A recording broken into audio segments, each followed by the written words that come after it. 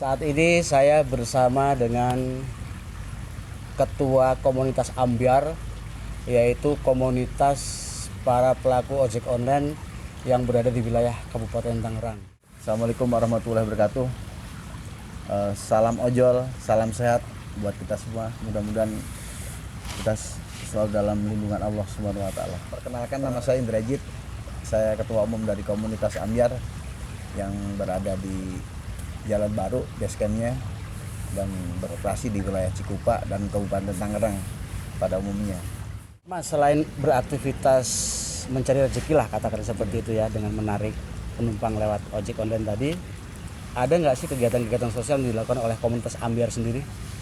Kegiatan sosial, terakhir kali kami mengadakan penggalangan dana ya kan buat kawan kami yang sedang terbaring sakit karena kecelakaan dan kaki patah dan ada pembusukan di pantat gitu. Dan itu sangat membutuhkan biaya banyak ya kan. Solusi kami adalah melakukan baksos dengan penggalangan dana di lampu merah terakhir kali. Kita melakukan itu, alhamdulillah bisa, mudah-mudahan bisa membantu meringankan beban dari kawan kami gitu. Oke.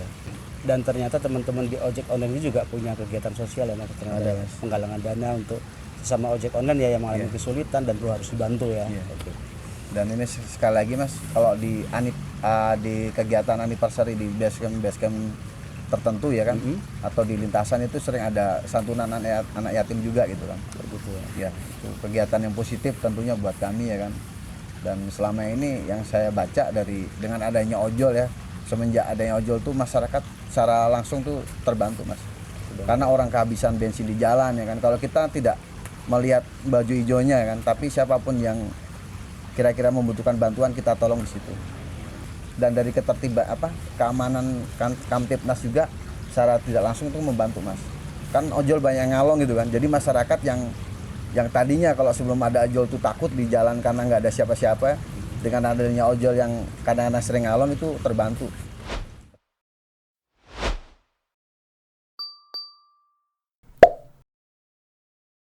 Di tengah COVID-19 ini, seperti apa sih dampak yang dirasakan oleh para pelaku ojek online ini?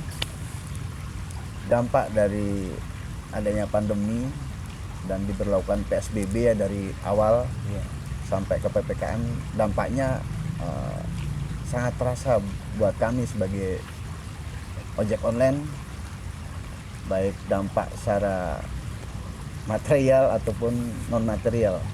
Jadi ada tekanan batin ya kan, karena pendapatan berkurang, kita harus bingung mau cari kemana ya kan. Itu sangat terasa buat kami sebagai pelaku ojek online, dan bukan hanya pelaku usaha pada umumnya, tapi kita sebagai ojol sangat terasa dampaknya. Dengan kondisi perekonomian seperti ini, ada nggak sih Mas bantuan dari pihak perusahaan aplikator sendiri terhadap para mitra-mitra kerjanya di lapangan seperti ojek online? Kebetulan saya di aplikator di Grab ya, jadi bantuan sembako ya, bentuknya sembako itu emang ada, cuman itu dibatasin karena kuotanya terbatas, dan itu kebetulan saya juga tidak dapat karena tidak merata, nggak kebagian semua. Tapi yang jelas kami sangat mengharapkan sih kalau bantuan secara langsung gitu kan dari pihak aplikator, karena bagaimanapun juga selain mitra, kami mempercayai bahwa kita adalah buruhnya, bahasanya pekerjanya dari aplikator gitu. Mitra ya, Mitra kerja ya. dan aplikator. Kalau dari pemerintah sendiri, pemerintah daerah mungkin? Nah, pada beberapa bulan yang lalu ya, kalau tepatnya bulan Juni 2020, karena pandemi dan berdampak pada tidak boleh menariknya penumpang ya kan, maka secara langsung mengurangi pendapatan kami gitu kan.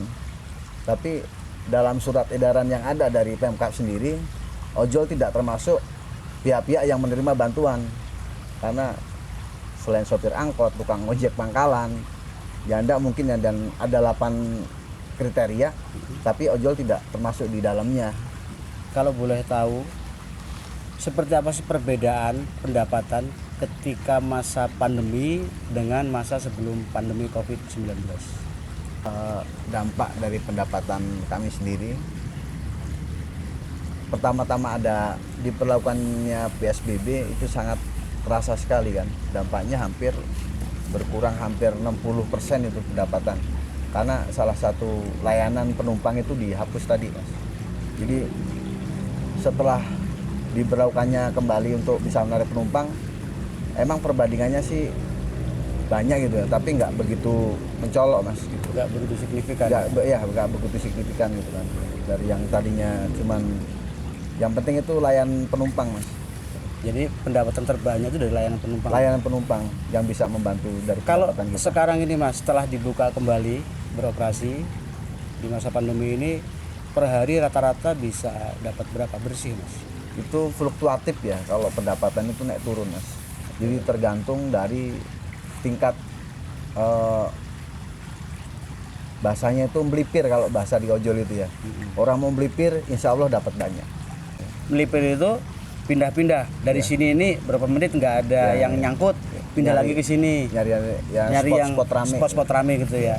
Itu bisa ya, bisa berapa ribu rata-rata Mas kalau sepi terus sedang rame gitu?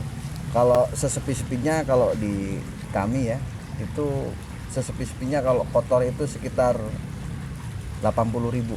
80.000 masih dapat ya? Masih dapat, itu kotor Mas. Kotor ya. Tapi kalau dari malam ke malam gitu ya, dari jam 12 malam sampai jam 12 malam lagi, saya pernah melakukan itu dapatlah 300.000 ya? Ya, tapi dari malam ke malam gitu. Terus tidurnya bagaimana kalau dari tidurnya pas siang, sholat duhur tidur gitu kan, ntar sore ada waktu sholat istirahat, nanti malam bisa tidur sebentar keluar lagi gitu kan. Oh, jadi tidurnya itu nggak panjang ya? Loncat-loncat? Loncat-loncat. Habis sholat tidur, bangun tidur jalan. Habis sholat lagi tidur. Rebahan lah, minimalnya rebahan ya. Karena rata-rata saya juga tidur paling 3 jam 4 jam paling banter dalam sehari. Terus di tengah pandemi COVID-19 ini masih ada nggak sih penambahan driver sendiri di perusahaan aplikator itu? Kalau dari kita sendiri ya, walaupun tidak secara resmi dibuka oleh pihak aplikator, tapi pada faktanya itu banyak informasi-informasi yang beredar di kawan-kawan juga, ada penambahan driver baru gitu Mas. Dan itu dari mulut ke mulut, dari orang per orang gitu loh. Ada dampaknya nggak sih terhadap pendapatan itu? Pasti tentu ada kan. Jangankan untuk penambahan dengan driver yang udah ada, dengan masa pandemi, dengan pendapatan yang berkurang, dan ditambahnya itu sebenarnya sangat merugikan bagi kami gitu kan. Nah, solusinya kalau emang toh pihak aplikator bisa mau merekrut driver baru gitu kan, solusinya dari potongan top up itu mau tidak mau, suka tidak suka harus dikurangi kan, yang tadinya 20% menjadi 10% atau bahkan 5%, karena itu yang menjadi takaran pendapatan kami di situ. Ya, itulah tadi perbincangan saya dengan Mas Indrajit, Ketua Komunitas Ojol yang bergabung di Ambyar, Kabupaten Tangerang. Kita berharap apa yang disampaikan Mas Indrajit tadi bisa didengar oleh perusahaan aplikator ya. Jadi untuk tidak menambah driver ya, kalaupun mau menambah driver ada solusi ya, supaya pendapatan teman-teman ini tidak berkurang ya. Top up-nya dikurangin, potongan dikurangin ya, dan sebagainya.